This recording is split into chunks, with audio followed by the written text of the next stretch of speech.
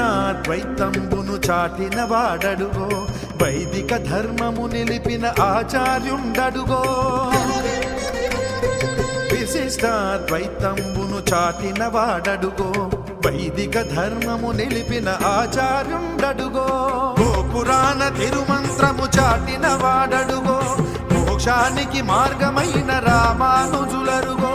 గోపురాణ తిరుమంత్రము చాటిన వాడడుగో